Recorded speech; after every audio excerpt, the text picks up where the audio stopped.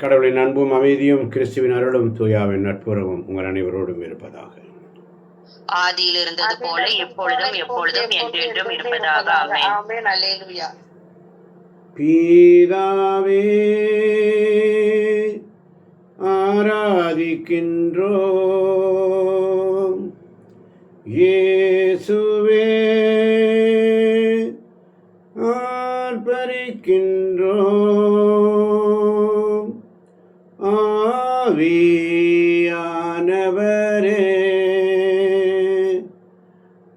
அன்பு செய்கின்றோம். உம்மை அன்பு செய்கின்றோம்.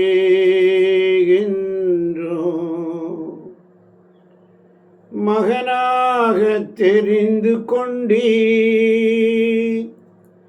மறுபடி பிறக்க வைத்தீர். மகனாக தெரிந்து கொண்டீர், மறுபடி பிறக்க வைத்தீர். ராஜாக்களும் நாங்களே, ஆசாரியர்களும் நாங்களே. ராஜாக்களும் நாங்களே, ஆசாரியர்களும் நாங்களே. பிதாவே, ஆராதிக்கின்றோம். இயேசுவே, ஆர்ப்பரிக்கின்றோம். ஆவியானவரே,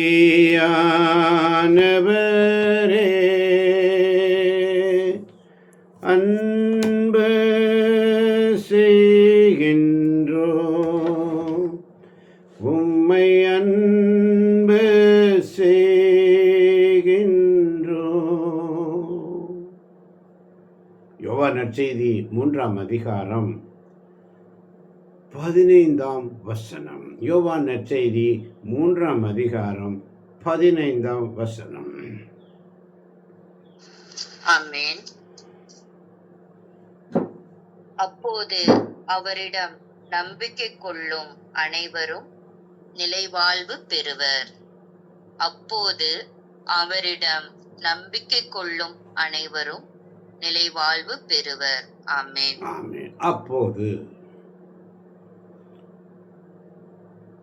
நம்பிக்கை கொள்ளும் எவரும் நிலைவாழ்வு பெறுவர். அவனுடைய வார்த்தை மீது நம்பிக்கை கொள்ளும் எவரும் நிலைவாழ்வு.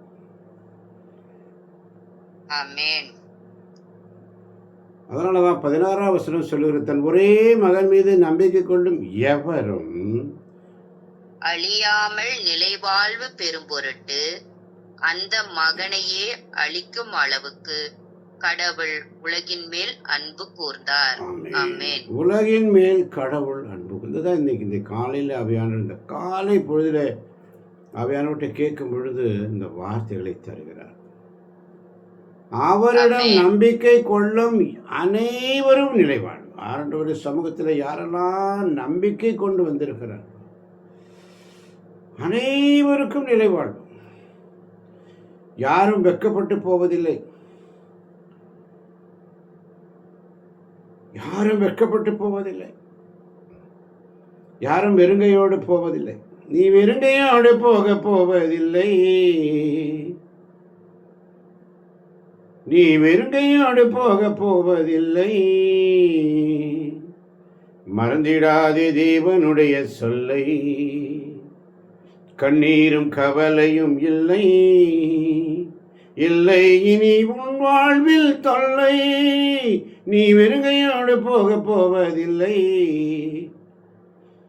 மறந்திடாதே தேவனுடைய சொல்லை. நீ வெறுங்கையோடு போக மாட்டேன். அவரை நம்பும், அவரிடம் நம்பிக்கை கொள்ளும் அனைவரும் நிலைவாழ்வு.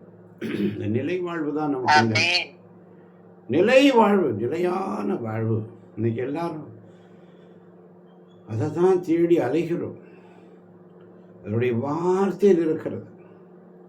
அவருடைய வார்த்தை உண்மையானவருடைய நானே வழியும் சத்தியமும் ஜீவனுமாக இருக்கு. ஒவ்வொரு நாளும் இந்த வார்த்தையை அசை போட வேண்டும். என் இயேசு என் வாழ்வும் என் சத்தியமும் என் வழியும் என் ஜீவனுமாய் இருக்கிறார். ஆமென். எனவே சோர்ந்து போகாதே, சோர்ந்து போகாதே, நீ சோர்ந்து போகாதே,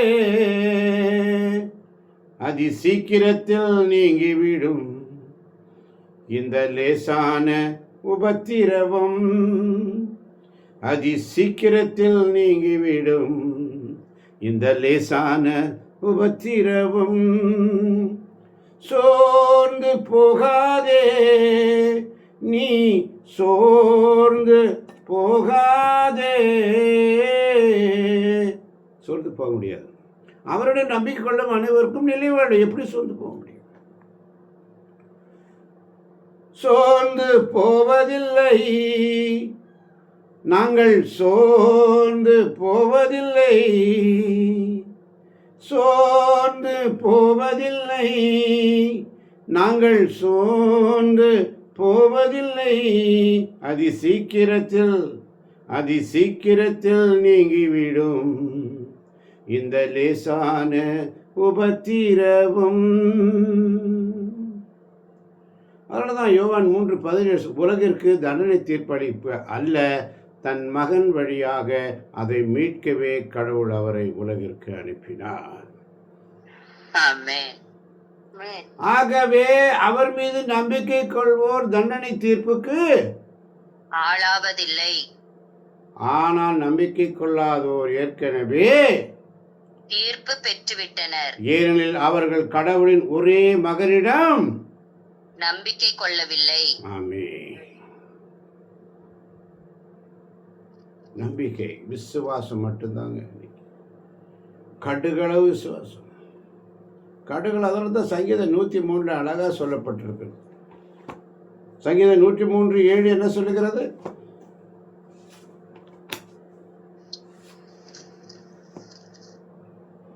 ஆமென். அவர் தம் வழிகளை மோசேக்கு வெளிப்படுத்தினார், அவர் தம் செயல்களை இஸ்ரேல் மக்கள் காணும்படி செய்தார். ஆமென். தன் வழிகளை அன்று மோசேக்கு வெளிப்படுத்தினார், தம் செயல்களை இஸ்ரேல் மக்கள் காணும்படி செய்தார். ஏனென்றால் அவர் இரக்கமும் அருளும் கொண்டவர், நீடிய பொறுமையும் பேரன்பும் உள்ளவர். அவரிடம் நம்பிக்கை கொள்ளும் எவரும் நிலைவாழ்.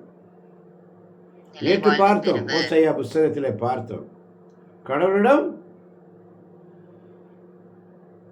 திரும்பி வா, உன் கடவுளிடம் திரும்பி வா, இரக்கத்தின் நீதியையும் கடைபிடி, எப்பொழுதும் உன் கடவுளை நம்பி காத்திரு. நேற்று சொன்ன வார்த்தை, நேற்று கொடுத்த வார்த்தை. எத்தனை பேருக்கு மனசில் அதை வச்சு மனவெளி ஜபமாக சொன்னோம். ஒவ்வொரு நாளைக்கும் ஒரு வார்த்தை மனப்பாடம் பண்ணுங்க. அல்லேலூயா, அல்லேலூயா. ஒரு வார்த்தை மனப்பாடம் பண்ணுங்க, ஒரே ஒரு வார்த்தை மனப்பாடம் பண்ணுங்க. எத்தனையோ சினிமா பாடல்கள் எல்லாம் மனப்பாடம் பண்ணாமையே அது மனப்பாடம் ஆயிடுது.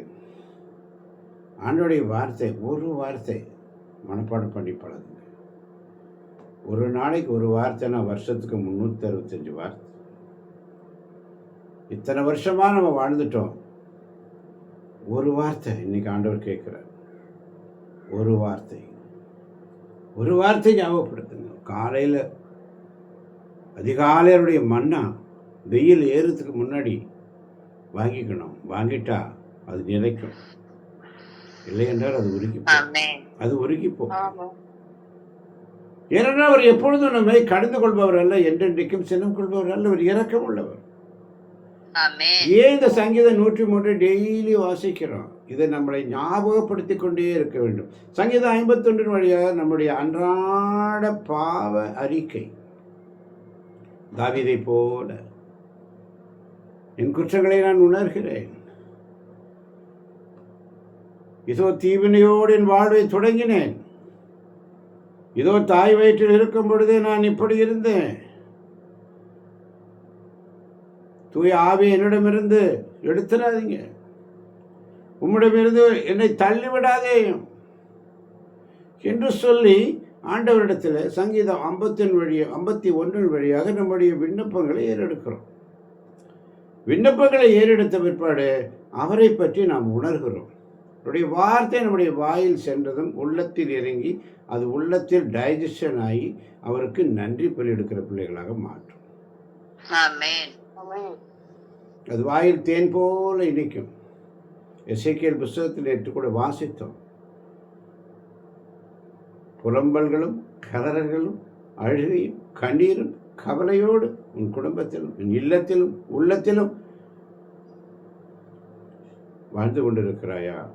இன்னைக்கு ஆண்டவர் உனக்கு அற்புதத்தை செய்ய பேராவலோடு காத்திருக்கிறார். அவர் எப்பொழுதும் சினம் கொள்பவர் அல்ல.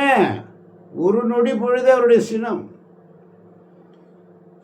அதனாலதான் ஆண்டவரே, குயவனுடைய கையில நான் களிமண்ண போல இருக்கிறேன். குயவன் வீட்டில் எரேமியாவை கூட்டிட்டு போறார். குயவன் அங்கே பானையை வணைந்து கொண்டிருக்கிறான். அவன் விரும்பியபடி அந்த பானை வணையாத போதெல்லாம் அவன் தன் விருப்பப்படி அதை மாற்றிக்கொள்கிறான். ஏன்னா அவன் விரும்பியது ஒன்று, அது நடக்கலை என்னது, அவன் அதை வேஸ்ட் பண்ணல. அதை தன் இஷ்டம் போல வேறொரு களமாக மாற்றிக்கொண்டிருக்கிறான்.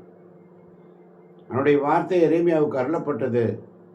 எரேமியாவுடன் இப்படி சொல்லுவார், இதோ பார், இஸ்ரேல் மக்கள் என் கையில் இப்படி இருக்கிறார் என்பதை நீ உணர்ந்து கொள். நீங்களும் என் கையில் அப்படித்தான் இருக்கிறீர்கள். ஆண்டவர்கிட்ட ஒப்பு கொடுத்து ஜபிப்போம். குயவனியும் கையில் களிமண்ணா உடைத்து உருவாக்குமே, என் சித்தமல்ல உன் சித்தம் நாதா, உடைத்து உருவாக்குமே. என்னை தருகிறேன் தருகிறேன் உம் கரத்தில், என்னை படைக்கிறேன் படைக்கிறேன் உம் பாதத்தில். என்னை தருகிறேன் தருகிறேன் உம் கரத்தில், என்னை படைக்கிறேன் படைக்கிறேன் உம் பாதத்தில். குயவனே உம் கையில் களிமண்ணா உடைத்து உருவாக்குமே. களிமண்ணா இருக்கிறப்பா உங்க சமூகத்தில். உங்க சமூகத்தை விட்டுட்டு எங்கப்பா போவேன்? நான் களிமண்ணா இருக்கிறப்பா. நீங்க தாப்பா என்ன வணையணும். ஒன்றுக்கும் உதவாம இருக்கிறாண்டவரே, நீங்க என்ன வணைங்கப்பான்னு சொல்லி ஒவ்வொரு நாளும் சங்கீதம் 104:28 மிக அழகாக சொல்லும், நீர் கொடுக்க அவை சேகரித்துக் கொள்கின்றன. அவர் கொடுக்கணும், மன்னாவை அவர் கொடுக்கணும், நம்ம சேகரிச்சுக்கணும். ஆமென். இறை வார்த்தையை அவர் அனுப்ப நம்ம சுகம், நாம் சேகரித்துக் கொள்ள வேண்டும். இறை வார்த்தையை அவர் மன்னாவை அனுப்புகிறார், அதை நீ சேகரிக்க கலெக்ட் பண்ணிக்கோ. ஆமென். ஊமை செவிட்டு ஆவியை போல இருக்கிறோம்.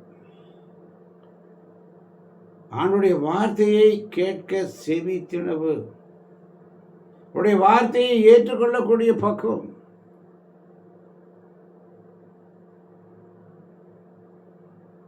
ஆமன் வாழ்ந்தவர்களே, ஏற்றுக்கொள்ள முடியாத நிலை. வார்த்தைகளை ரிசீவ் பண்ணு, வார்த்தைகளை உள்வாங்க, வார்த்தைகளை உடைய உள்ளத்தில் பதித்து வை. அவை உன் மனதிற்கு மகிழ்ச்சியை தரும், தேனை போல இனிக்கும். வார்த்தை, ஆண்டவருடைய வார்த்தையே அந்த உண்மை. பிலாத்து கேட்கிறான், உண்மை என்ன உண்மை? உண்மையை அறிவீர்கள், உண்மை உங்களை விடுதலை செய்யும். உண்மை சத்தியம். அவருடைய வார்த்தை அறிவதற்கு, கடவுளை அறியும் அறிவை நான் பெற்றிட ஆண்டவரிடத்தில் நம்மை ஒப்பு கொடுங்க, தாழ்த்துங்க. ஒன்றுக்கு உதவாத இருக்கிறேன்ப்பா, என்னங்க எடுத்து பயன்படுத்துங்கன்னு சொல்லுங்க. ஒவ்வொரு நாள் என்னுடைய நிலைமை மோசமாயிட்டே போகுது, எடுத்து பயன்படுத்துங்கன்னு சொல்லுங்க. ஆண்டவர் ஆமென். எடுத்து பயன்படுத்துவார் இல்லையா? அதனாலதான் நீர் கொடுக்க அவை சேகரித்துக் கொள்கிறது. நீர் உன் கையை திறக்க அவை நலன்களால் நிறைவு. அவருடைய வழக்கை திறந்த உனக்கு அப்படியே ஒரு ஆசீர்வாதத்தை கொடுக்கும் பொழுது அவருடைய நலன்களால் நீ நிறைவு பெறுகிறாய். எந்த நிலையில் நீ இருக்கிற? நலன்களால் நிரப்புகிறார். உன் குற்றங்களை மன்னிக்கிறார். அவர் கொடுக்க நீ வாங்கிக்கணும். அவர் உனக்கு சுகம் கொடுக்க வரும்போது நீ விரும்புகிறாயா என்று கேட்கிறார். ஐயா, நான் விரும்புகிறேன். என்ன? நான் மீண்டும் பார்வை பெற வேண்டும். நான் விரும்புகிறேன். நீ விரும்பல, நான் எப்படி நடக்கும்? நான் விரும்புகிறேன். என்னை தூய்மைப்படுத்தும், என்னை பலப்படுத்தும், என்னை பலப்படுத்தும் என்று சொல்லி. அதனால தான் சங்கீதம் 103 மிக அழகான 17ஆம் வசனம். ஆண்டவரது பேரன்போ அவருக்கு அஞ்சுவோர் மீது என்றென்றும் இருக்கும். ஆமென். அவருடைய பேரன்பு அவருக்கு பயந்து அவருடைய சமூகத்தில் இருக்கிற பிள்ளைகளுக்கு என்றென்றும். ஆமென். அல்லேலூயா. என்றென்றும் ஒரு நாளும் குறைவுபடாது. ஒரு நாளும் குறைவுபடாது. பேரன்பு ஆமென். ஒரு நாளும் குறையாது. ஆனால் அவருடைய நீதியோ அவர்களின் பிள்ளைகளின் பிள்ளைகள் மீதும் இருக்கும். நீதி என்றால் என்ன? அதனுடைய ஆசீர்வாதத்துடைய கண்டினியூ ஜட்ஜ்மெண்ட். உங்க அம்மாவுக்கு அப்பாவுக்கு கொடுத்த ஆசீர்வாதம் பிள்ளைகள் பிள்ளைகள் பிள்ளைகள் மேல. குடும்பத்தில் தலைவனுக்கு கிடைச்ச ஆசீர்வாதம் அப்படியே பிள்ளைகள் பிள்ளைகள் மேல.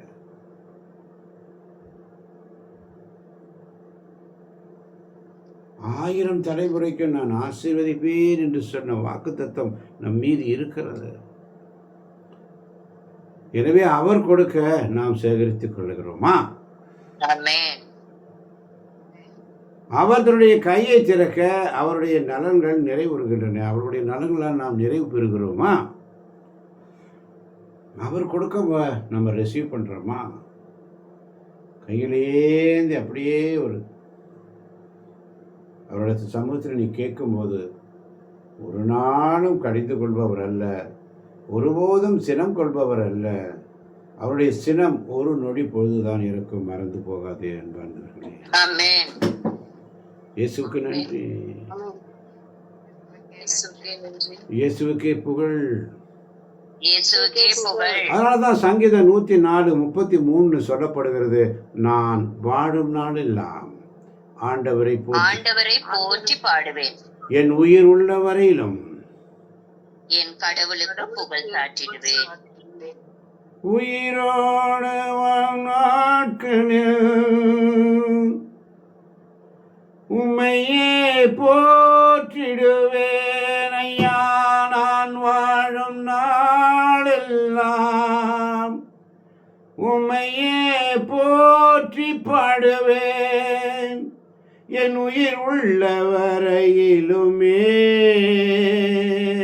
என் உயிர் உள்ள வரையிலுமே என் கடவுளுக்கு புகழ் சாற்றுவேன், என் கடவுளுக்கு புகழ் சாற்றுவேன். எஜமானனே, எஜமானனே,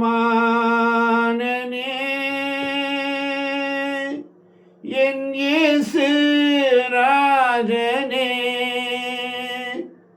உயிர் வாழும் நாட்களெல்லாம் உம்மை நான் போற்றிடுவேன் ஐயா. உயிர் வாழும் நாட்களெல்லாம் உம்மையே போற்றிடுவேன். அழைத்தீரே உம் சேவைக்கு ஐயா, அழைத்தீரே உம் சேவைக்கு, அதை நான் மறப்பேனோ, அதை நான் மறப்பேனோ, நம்பிக்கை கொள்ளும் அனைவருக்கும் நிலைவாழ்வு. ஆமென். யோவான் 17:3 சொல்லுகிறது, இயேசு கிறிஸ்துவை அறிவதே. யோவான் 17:3 வாசிக்க கேட்போம். உண்மையான ஒரே கடவுளாகிய உம்மையும் நீர் அனுப்பிய இயேசு கிறிஸ்துவையும் அறிவதே நிலைவாழ்வு. ஆமென். உண்மையான கடவுள் ஆகிய உம்மையும் அவர் அனுப்பிய இயேசு கிறிஸ்துவையும் அறிவதே நிலைவாழ்வு. ஆமென். அல்லேலூயா. அறிவு, கடவுளை அறியை பெற்றிட ஒவ்வொரு நாளும் அவருடைய சமத்தில், அது அருள் வாழ்வு, நிலை வாழ்வு, கடவுளுடைய இலவச கொடை. அதனாலதான் எபேசியர் 2ஆம் அதிகாரம் 8-9 மிக அழகாக சொல்லும். எபேசியர் 2ஆம் அதிகாரம் 8-9 வசனம். ஆமென். நீங்கள் அந்த அருளாலேயே நம்பிக்கையின் வழியாக மீட்கப்பட்டிருக்கிறீர்கள். இது உங்கள் செயல் அல்ல, மாறாக இது கடவுளின் கொடை. இது மனித செயல்களால் ஆனதல்ல, எனவே எவரும் பெருமை பாராட்ட இயலாது. நீங்கள் அந்த அருளாலேயே நம்பிக்கையின் வழியாக மீட்கப்பட்டிருக்கிறீர்கள். இது உங்கள் செயல் அல்ல, மாறாக இது கடவுளின் கொடை. இது மனித செயல்களால் ஆனது அல்ல, எனவே எவரும் பெருமை பாராட்ட இயலாது. ஆமென். எவரும் பெருமை பாராட்டுறதுக்கு ஒன்றும் இல்லைங்க. ஏனெனில் நாம் கடவுளின் கைவேலைப்பாடு. ஆமென். அல்லேலூயா. நற்செயல்கள் புரிவதற்கென்றே கிறிஸ்து இயேசு வழியாக படைக்கப்பட்டிருக்கிறோம். ஆமென். நற்செயல்கள் புரிவதற்கென்றே, தீச்செயல்கள் புரிவதற்காக அல்ல. இவ்வாறு நற்செயல்கள் புரிந்து வாழும்படி கடவுள் முன்கூட்டியே ஏற்பாடு செய்திருக்கிறார். ஆமென். ஆமென். கடவுள் அருளும் நிலை வாழ்வு, நம்பிக்கை கொள்ளும் அவரும். அப்ப கிறிஸ்துவோடு இணைந்த நிலையில் நாம் அவரோடு உயிர்த்திடவும் விண்ணிலைகள் அவரோடும் அமர்வதுதான் அந்த நிலை வாழ்வு. ஆமென். அல்லேலூயா. அதனாலதான் 7ஆம் வசனம் சொல்லுகிறது, கிறிஸ்து இயேசு வழியாக கடவுள் செய்த நன்மையும் அவரது ஒப்புயர்வற்ற அருள் வளத்தையும் இனி வரும் காலங்களில் எடுத்து காட்டுவதற்காகவே இவ்வாறு செய்தார். ஒவ்வொரு நாள் அவருடைய சமூகத்தில். அதனாலதான் மேலுலகிலிருந்து வருகின்ற அந்த அழைப்பு, பிலிப்பியருக்கு எழுதிய திருமுகம் 3ஆம் அதிகாரம் 14ஆம் வசனம் மிக அழகாக சொல்லுகிறது. பிலிப்பியர் 3:14.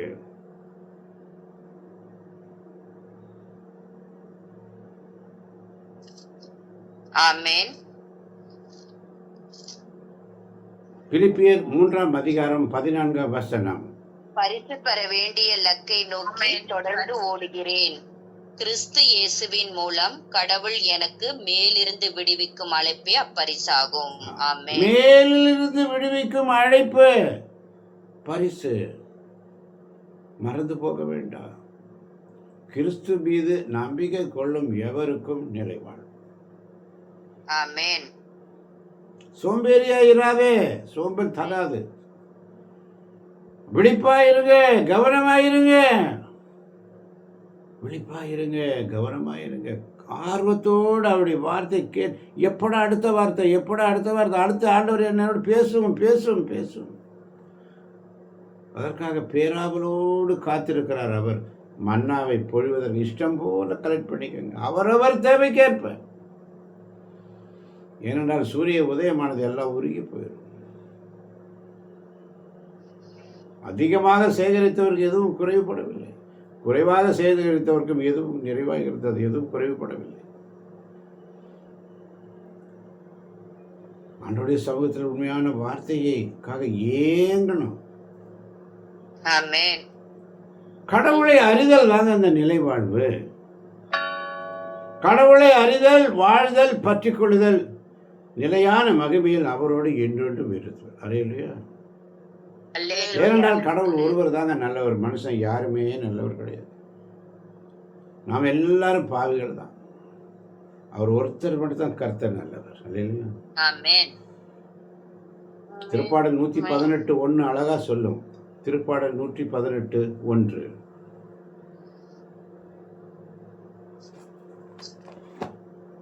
ஆமென்.